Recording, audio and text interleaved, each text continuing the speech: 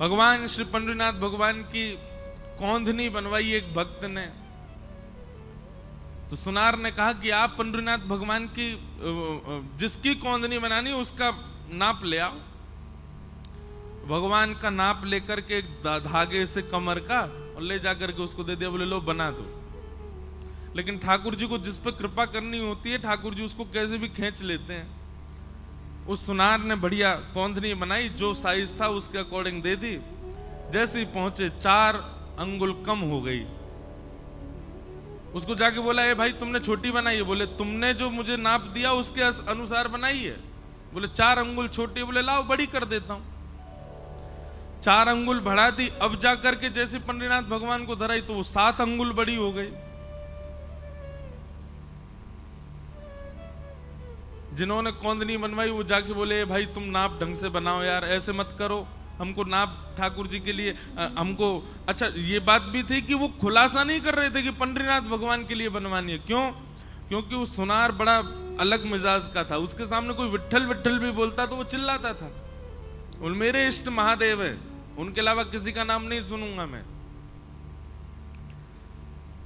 उन्होंने कहा तो एक काम करो, जिनकी कौंधनी बनवानी है उनके पास मुझे ले चलो। बोले चलो। बोले कहां लेके चलोगे? बोले पंडरीनाथ भगवान। वो तो महाराज बैठ के बोले, तुमने पहले क्यों नहीं बताया? उनकी कौंधनी बनानी, तुम बनाता ही नहीं। अरे मैं तो केवल अपने महादेव का उपासक हूं, ये अन्य देवताओं को मैं नहीं पूजता। सेठ ने कहा, भाई तुझको पैसा पूरा दे दिया है, अब व्यवस्था सब हो गई, अब तुमको ही बनाना पड़ेगा और कोई उपचार नहीं। आंख पर पट्टी बांध करके गया। मैं पंडरीनाथ को देखूंगा नहीं, मेरी एक ब्रह्म निष्ठा नष्ट हो जाएगी, मैं केवल महादेव का दर्शन करता हूं। ठाकुर जी कितने कृपालु, उस भक्त को अनुभव कराने के लिए कि मैं और शिव अलग नहीं है। ठाकुर जी ने जैसे उसने स्पर्श किया मुखमंडल का, तभी देखता है चिदानंद रूप शिवोहम शिवोहम चिदानंद रूप शिवोहम शिवो। आज एक मन में भाव आ रहा था जब अभिषेक हो रहा था कि पूरे विश्व में ठाकुर जी के चरण अभिषेक शंकर जी अपने सिर पर धारण करते हैं। गंगा जी क्या है? गंगा जी ठाकुर जी का चरणोदरी तो है, चरणामृति तो है भगवान का, उसको महादेव सिर पर धारण करते हैं। एकमात्र पंढरपुर ऐसा स्थान है जहां पर महादेव का अभिषेक होने के बाद ठाकुर जी के ऊपर आता है। एकमात्र पंढरपुर है ऐसा, नहीं तो हर जगह महादेव ठाकुर जी के चरणामृत से स्नान करते हैं, परंतु यहां पर महादेव शीश पर विराज रहे हैं, उनका अभिषेक होता है, उनका जल ठाकुर जी को आता है। केवल किसके लिए? उस सुनार के लिए ठाकुर जी ने महादेव को विराजमान कर लिया कि उसकी एक निष्ठा नष्ट ना हो। अपना कोई स्वरूप ही नहीं है ठाकुर जी का, अपना कोई श्रृंगार ही नहीं है, अपनी कोई इच्छा ही नहीं है, बस मेरे और आपके लिए ठाकुर जी बैठे। हम आप सब भी यदि उन प्राचीन भक्तों के समान भाव वाले हो जाएं तो आज भी ठाकुर जी रूप बदल सकते हैं। हमारे भावानुसार ठाकुर जी आज भी श्रृंगार कर सकते हैं। ऐसे श्री पंडरीनाथ भगवान, उनको बारंबार प्रणाम करते हैं। हम तो आज बार बार यही वंदन करके आए, नाथ जल्दी कृपा करो, साल 2 साल में एक कथा हमारी पंढरपुर में करा दिया करो।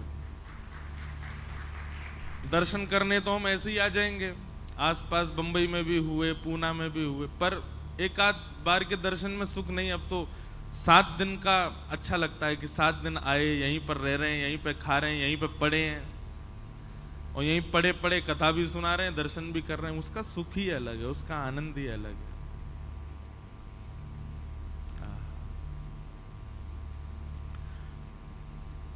कभी कृपा करेंगे श्री पंडरीनाथ भगवान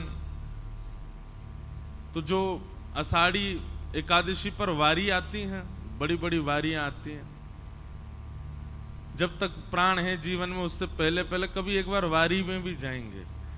और अब पता नहीं चल पाएंगे कि नहीं, वो तो 20-20 किलोमीटर गिरिराज जी की परिक्रमा के बराबर तो रोज चलते हैं, तब जाके महीना भर में पहुंचते हैं सब।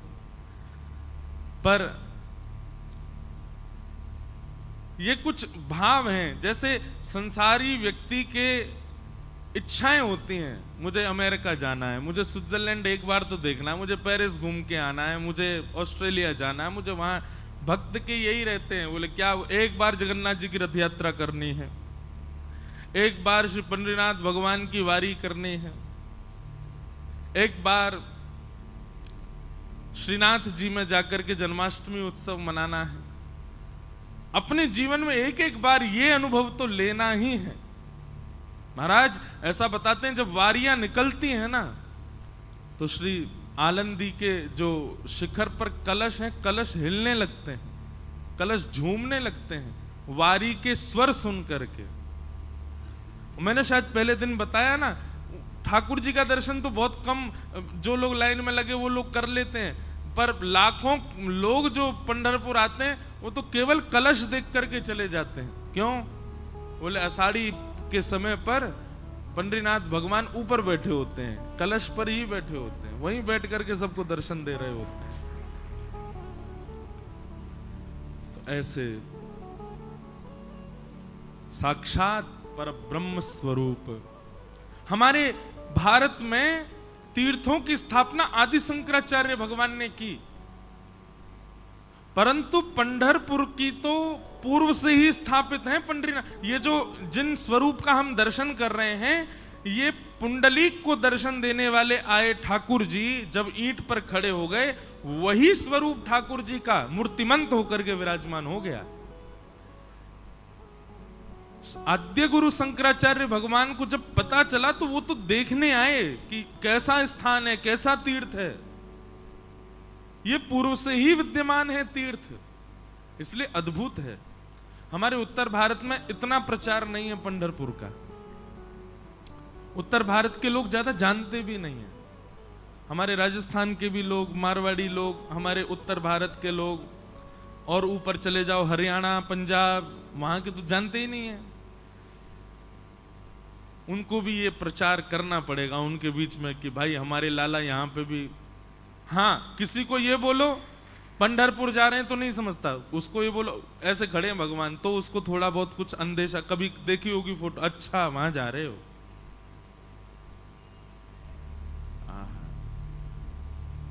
ऐसे श्री पंडरीनाथ भगवान के चरणों में अपनी 7 दिन की वाणी की सेवा मुझे करने का अवसर मिला, मुझे बहुत सुख मिला। हम बहुत धन्यवाद करते हैं हमारे परतानी परिवार का, हमारे सब परिवार के लोग, महेश जी, दिनेश जी, और मुझे सबके नाम तो नहीं पता, क्षमा। और आप यही भाव रखना कि इनको पता चले भी नहीं, नाम पता चले ये कोई जरूरी थोड़े, हमारा भाव पता चले ये जरूरी होना चाहिए। इन सबका अथक प्रयास, सहयोग रहा। हमारे एक बार कहने पर पंढरपुर के लिए राजी हो गए, नहीं वहीं कराएंगे, जबकि आप लोग भी ऑल द वे दूसरी दिशा से आए हो, तांदूर कहाँ, तेलंगाना, वहां से आप लोग सब यहाँ आकर के पूरी व्यवस्था करना, केवल इसलिए कि नहीं महाराज जी को सुख मिलेगा तो वहीं कराएंगे कथा। और सबको लेकर के यहाँ आए, इतने परिवार के सब जन, सब व्यवस्था, सबके लिए भोजन प्रसाद, सबके लिए उत्तम व्यवस्था का आपने विधान किया। हम आपको बहुत बहुत धन्यवाद कहते हैं। आपका जन्म बहुत लोगों के लिए हुआ होगा, किसी के लिए धन अर्जित करने के लिए आपको पृथ्वी पर भेजा, किसी के प्रेम के अधिकार के लिए आपको पृथ्वी पर भेजा, किसी के पिता, पुत्र, पति या भाई बनने के लिए भेजा। लेकिन आपके अवतार और आपके अवतरण ही बोलेंगे, जो भक्त, इतने भक्तों को लेके आ जाए ठाकुर जी के चरण में, वो अवतार ही है उसका। पर आपका मुख्य मूल उद्देश्य ठाकुर जी ने आपको पृथ्वी पर इसीलिए भेजा कि इतने वैष्णवों को और हम ब्रजवासियों को लेके आप पंढरपुर आ सको और 7 दिन रह सको। बाकी के सारे आपके जन्म लेने के कारण छोटे हो गए, ये सबसे बड़ा है, यही सबसे बड़ा है। इसी के लिए ही ठाकुर जी ने आपको योग्य बनाया, इसी के लिए ठाकुर जी ने आपको बुद्धिमान, विवेक और जो भी कुछ गुण दिए, इसीलिए दिए कि एक दिन ऐसे स्थान पर पंढरपुर, जिसको अधिकतर लोग जानते भी नहीं, वहां सबको ले जाकर के भगवत भागवती कथा हो। इसी के लिए ही ठाकुर जी ने आपको इस पृथ्वी पर जन्म दिया है। हम सबका कोई ना कोई उद्देश्य है। हम लोग खाली नहीं आए हैं पृथ्वी पर। खाने पीने, हंसने बैठने, ये सब काम करने के लिए अगर आए तो जानवरों ने भी यही काम करना है पृथ्वी पर आकर के, खाना है, पीना है, फिर वो सब कुछ करते हुए मर जाना है। अगर यही सब करते हुए हम लोग भी पृथ्वी पर आए तो हम में और जानवरों में अंतर क्या? पर हम कुछ परिवर्तन करके जाएं, हम जाएं तो सबको कुछ निधि दे करके जाएं, तो समझ जाओ कि हाँ, हमारे जन्म लेना हमारा सार्थक हो गया। अब जब तक हम सबके तन में प्राण है, ये स्मृति कभी जाने वाली नहीं है कि पंढरपुर में कथा हुई थी, क्या आनंद हुआ था, क्या ऊधम हुए थे। कल रात्रि परिक्रमा लगा के तो मुझको ऐसे लगा, अच्छा जब वो पूरी हो गई, मैंने कहा है हो गई पूरी? मैं उनको बोला, मैंने की हो गई? बोले हाँ। मैंने कि यार पहले बताते तो हम रोज ही लगा देते। मुझे तो ये था कि बहुत बड़ी होगी, थक जाएंगे तो कहाँ से करेंगे। हमें पता होता कि इतनी छोटी सी परिक्रमा है तो भाई रोज नाच नाच करके, फुगड़ी लगा लगा करके, उछल उछल करके क्या ऊधम मचा रहे सब पंडित जी लोग, सब लोग, कभी वारकरियों के साथ। ये जो उत्सव यहाँ आप लोग कर रहे थे सुबह के, वो उत्सव हम परिक्रमा में ही करते। फूलों की होली परिक्रमा में खेलते हुए करते परिक्रमा, कभी नाचते हुए करते, कभी कीर्तन करते हुए करते, कहीं बैठ जाते, वहीं पर बैठ करके रंग जम रहा है, अलग आनंद आता। पर कोई बात नहीं, ठाकुर जी ने कल हमको परिक्रमा करा करके अगली कथा के लिए कह दिया है। चलो अगली कथा जब भी हो, जो भी पंढरपुर लेके आए हमको, जो लोग लाइव सुन रहे हैं वो भी जो भी हमको लेके आ भाई, पहले दिन से ही रोज परिक्रमा लगेगी, पता ही नहीं चलता कब पूरी हो जाती है। हमारी गिरिराज जी की, भैया कितने किलोमीटर और रह गई? जे बस आ गई। जो ये कहता है ये बस आ गई, उसके बाद 4 घंटे और लगते हैं और जैसे ही महाराज पूरी होने वाली होती है, हे गिरिराज बाबा जय हो, बस बस नेक जल कैसु करवाओ। महाराज छाले पड़ गए पांव में, चला नहीं जा रहा है। जिसको नृत्य करना नहीं आता वो भी नृत्य करता सा दिखाई देता गिरिराज जी की परिक्रमा में अद्भुत आनंद हमारे ब्रजमंडल का। वृंदावन की भी नहीं है इतनी छोटी, तो वृंदावन की भी 11 किलोमीटर की परिक्रमा है। महाराज हमसे पूछो, हम तो दंडवती और लगाए गिरिराज जी की, 6 महीना में पूरी भाई लगे तो 15 दिन, पर 10 दिन एक बार, फिर उसके 6 महीना बाद 5 दिन और लगाई, तब जाके पूरी भाई। यहां की तो दंडवती लग जाएगी मुझको लगता है 2-4 घंटा में, तो आधा घंटा में तो परिक्रमा ही लग गई थी। अच्छा, इसमें भी ये भाव आया, किसी पंडितनाथ भगवान बोले कि भाई वारी करके वैसे ही इतनी दूर दूर से आते हैं, परिक्रमा और बड़ी कर दो तो थक जाएंगे, छोटी सी रखो। सब में हमारे सुख का भाव रखा। और भैया एक बात है, पूरे विश्व भर के ठाकुर, सबके ठाकुर हैं, नेताओं के ठाकुर हैं, करोड़पतियों के ठाकुर हैं, सेठों के ठाकुर हैं, साहूकारों के ठाकुर हैं, पर ये तो दीनों के ठाकुर हैं, भक्तों के ठाकुर हैं। बिल्कुल भी कोई बंधन ही नहीं है कि मुझे ये छुए, या आपसे पहले वो व्यक्ति भी छू करके जाता है ठाकुर जी को, जिसके हाथ से कई लोग पानी पीना भी बाहर आकर के उसका पूछेंगे तुम कौन हो, तुम्हारे हाथ से पानी नहीं पिएंगे नहीं तो हम, उसको भी अधिकार है, वही अधिकार जो एक ब्राह्मण कुल जातीय व्यक्ति का है। लोग कहते हैं भगवान ने वर्णाश्रम क्यों बनाया, आके देखिए पंढरपुर में कोई वर्ण नहीं है। यहां पर, यहां सबको अधिकार है ठाकुर जी के समीप जाने का। उनको अभी पता है आपको, पहले तो पंडरीनाथ भगवान को ऐसे नीचे ऊपर थोड़ा ऊंचा सा चढ़ के ऐसे गले लगाने का अधिकार था, फिर अब हम लोग तो बहुत ही उद्यमी है ना, इसलिए ये नियम कर दिया कि केवल चरण छुओ। नहीं तो पहले तो ये नियम था हर भक्त को श्री पंडितनाथ भगवान को हृदय से लगाने का अधिकार। सब हृदय से लगाओ फिर जाओ। आकर के देखिए पंढरपुर में कहां है वर्णाश्रम, कहां है जातिवाद।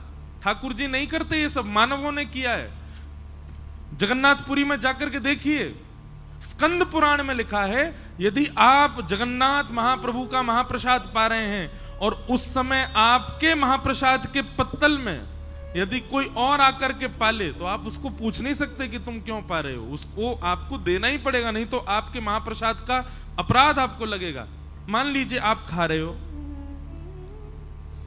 और आपकी थाली, आपकी पत्तल में से केले के पत्ते में पाते हैं, अगर मैं आकर के सामने बैठ के खाने लग जाऊं, अपरिचित व्यक्ति, तो आप मुझे संशयात्मक दृष्टि से भी नहीं देख सकते, मुझे पूछ भी नहीं सकते क्यों खा रहे हो भाई, हमारा है हमको खाने दो। नहीं, अगर आपने ऐसा किया तो महाप्रसाद का सारा पुण्य खत्म हो जाएगा, ऊपर से पाप और लगेगा। ये नियम है, स्कंद पुराण में लिखा है। और केवल मानव नहीं, स्कंद पुराण में तो यह भी लिखा है कि आप महाप्रसाद पा रहे हैं और कोई अगर बिल्ली, कोई अगर कुकर आकर के आपके महाप्रसाद में अगर जीभ लगा के चाट जाए तो आप उसको भी नहीं हटा सकते।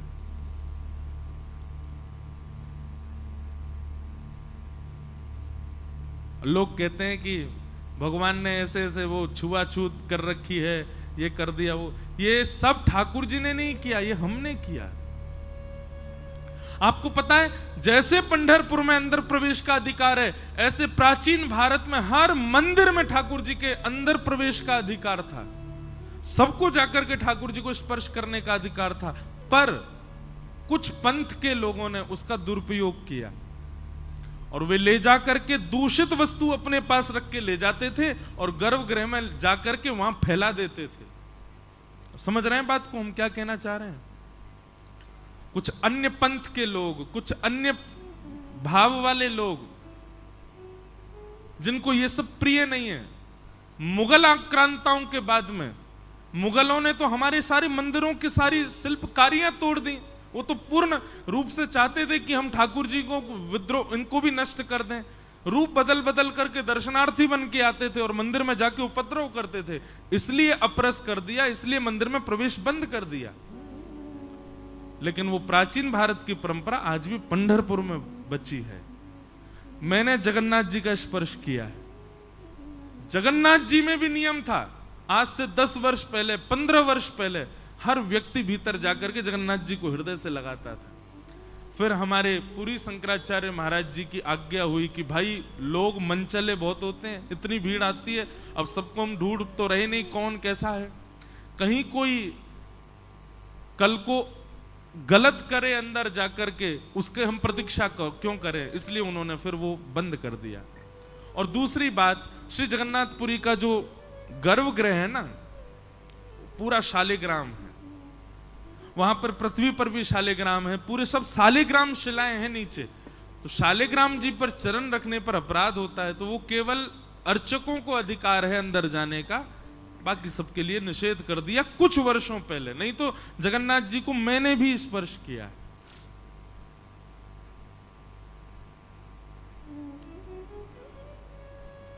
ठाकुर जी तो कभी नहीं चाहते कि आपसे दूर रहें, वो तो सदा आपके होना चाहते। इसलिए भैया पंढरपुर साल में एक बार जरूर आइएगा। आज से ये संकल्प करके जाओ। कथा हो नहीं हो पता नहीं कब हो, पर आप सब संकल्पित होके जाओ। साल में एक दिन निकाल करके पंढरपुर जरूर आइएगा। ठाकुर जी ने सौभाग्य हमको 7 दिन का प्रदान किया, इसका ऋण हम पर चढ़ा है, वो जीवन भर चुकाइएगा। ठाकुर जी को आके साल में एक बार प्रणाम करना, हे नाथ, हे दीनाचनाथ, आपकी कृपा से हम पंढरपुर आए, आपने बहुत अनुग्रह किया।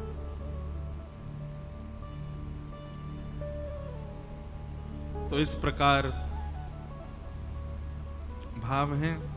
कुछ प्रश्न आए, वैसे तो रोज ही आते थे, मैं भूल जाता था बताना, आज अंतिम दिन है। किसी का भाव है निधिवन के बारे में बताइए। श्री निधिवन वृंदावन पूरा ही वन है, पर वृंदावन में सप्त निधि हैं जिनको हम रोज गाते हैं। गोविंद देव, मदन मोहन, गोपीनाथ, राधा रमण, राधा वल्लभ, युगल किशोर और कौन है सातवें? जोर से बोलो, बांके बिहारी। ये 7 निधि हैं। सप्तम निधि जो हैं यानी कि श्री बांके बिहारी लाल, ये कहां प्रकट हुए? ये निधि वन में प्रकट हुए। तो जिस वन ने वृंदावन को ऐसी सुंदर निधि प्रदान की ठाकुर जी की, इसीलिए उस वन का नाम निधि वन पड़ा।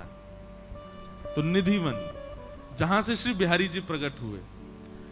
बंधुओं, श्री निधि वन में अपने स्वामी श्री हरदास जी महाराज विराजते थे और वहां विराज करके भजन करते थे। अभी आप लोगों को इसका विस्तार सुनना हो तो 20 तारीख से हमारी कथा सुनिएगा। 20 से 26 अगस्त भक्तमाल कथा पहली बार हम करने जा रहे हैं श्री जयपुर में। जयपुर में ही भक्तमाल जी लिखी गई हैं, वहीं गलता जी हैं स्थान, वहीं पर भक्तमाल जी की रचना हुई। और जिस स्थान पर हमारी कथा हो रही है सरस कुंज, सरस कुंज का ही उत्सव है। सरस माधुरी जी के पद में गाता हूं कभी कभी कथा में। बड़ी पुरानी आचार्य परंपरा का स्थान है जिसके निमित्त ये कथा हो रही है। तो वहां पर हम 3 रसिक जनों की चर्चा करेंगे, स्वामी श्री हरिदास, हितरिवंश महाप्रभु और श्री हरिराम व्यास। तो उसमें और विस्तार से मैं बताऊंगा, पर मैं थोड़ा सूक्ष्म में बताऊं।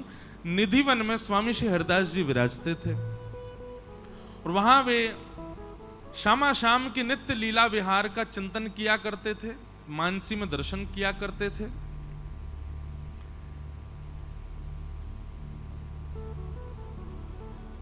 उनके शिष्य जो थे श्री विठल विपुल देव जी, उनके मन में एक बार भाव आया कि गुरुवर, आप नित्य ही एक कुंज का दर्शन करते हैं, कुंज को प्रणाम करते हैं। इस कुंज में क्या, कुंज किसको कहते हैं?